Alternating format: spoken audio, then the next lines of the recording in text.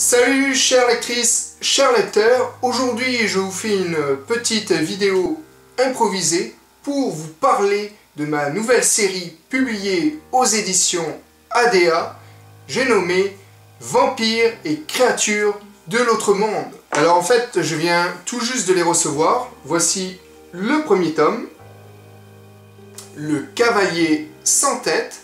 Comme vous pouvez voir, la couverture est luisante là. Vraiment sublime, je suis vraiment incroyablement heureux de le tenir entre mes mains. Et en plus, il y a 2 de mes dessins dans chaque tome. Je vais vous montrer ça. En voici un. Au passage, il s'agissait de l'héroïne principale, Candice, qui se retrouve du jour au lendemain transformée en vampire.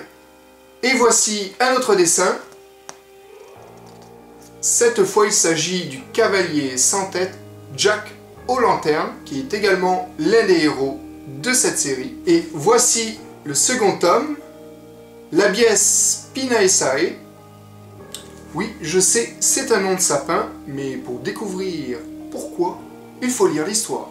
Avec, encore une fois, d'autres dessins. Voici les 5 héros de la série.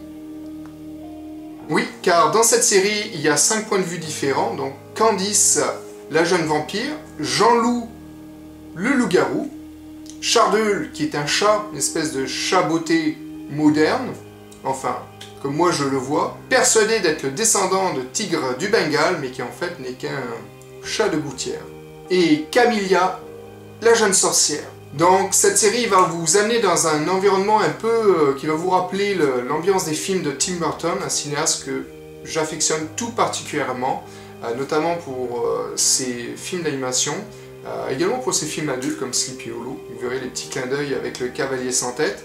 Et donc vous allez vous retrouver embarqué dans une histoire fantastique qui va vous amener dans le coin de Val-Jalbert, au Québec, dans un monde parallèle où tous les monstres vivent ensemble et côtoient des personnages historiques. Donc vous y trouverez Victor Hugo, Charles Darwin, Toutmosis III, un pharaon. Et également des personnages issus de grands classiques littéraires comme Dracula, Frankenstein, Dr. Jekyll et Mr. Hyde. Donc un environnement complètement loufoque, très humoristique, mais à la fois aussi très sombre, mais pas horreur. C'est pas vraiment quelque chose d'horrifique, non, c'est vraiment quelque chose de comique fantastique, beaucoup d'action, ça va vite. Encore une fois, comme d'habitude, les chapitres sont courts, ce sont des petits livres, hein, aux alentours de 200 pages chacun, mais l'action est non-stop, donc vous allez vraiment être embarqué dans un univers complètement loufoque, avec des monstres partout,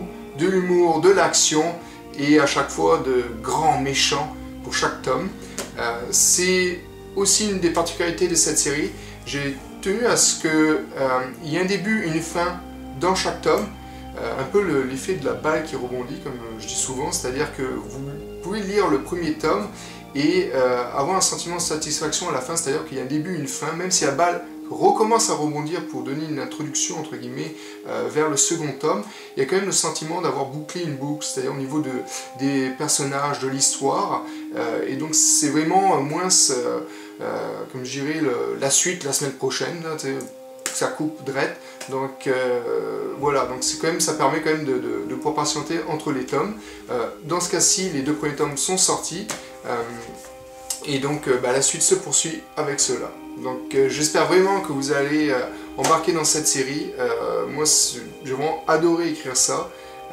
C'est vraiment mon coup de cœur personnel parce que ce sont une série qui me représente peut-être davantage, qui a un environnement à la fois sombre et humoristique, complètement loufoque, un peu artistique, historique, avec des monstres de toutes parts, des références aux grands classiques de la littérature ou à des personnages historiques tels que Sénèque, un philosophe que j'aime beaucoup. Donc voilà.